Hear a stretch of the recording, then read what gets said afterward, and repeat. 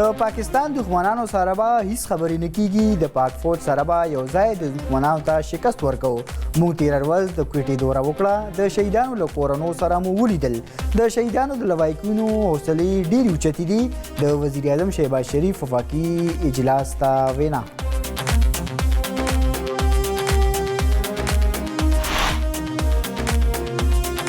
پاکستان کې د ترهګرۍ لپاره د افغانستان د خاورې د استعمال شواهد مخې ته راغلي.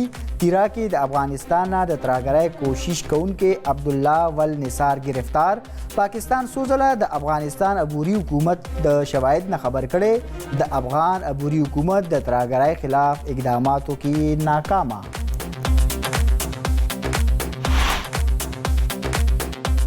صدر مملکت آصف علي زرداری د اسلام آباد لوکل ګورنمنت ترمیمي بل کال 2023 منظور کړی. صدر دا منظوري د آئین آرټیکل 15 لاندې ورکړي. د بل مقصد د اسلام آباد لوکل ګورنمنت ترمیمي بل کې ترامیم کول دي.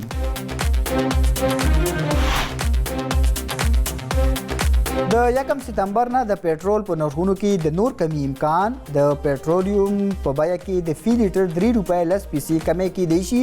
د ډیزلو په بیه کې به 2 روپۍ 50 پیسې فی لیټر کمی راشي.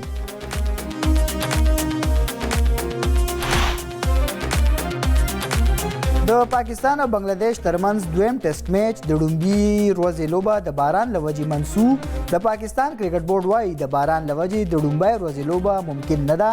پینډای کې وقفې سره د باران سلسله جاری ده.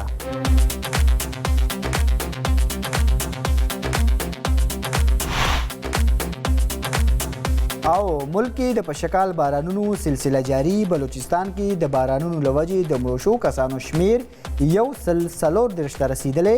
د بارانونو دوران 11 ماشومان هم جوبل.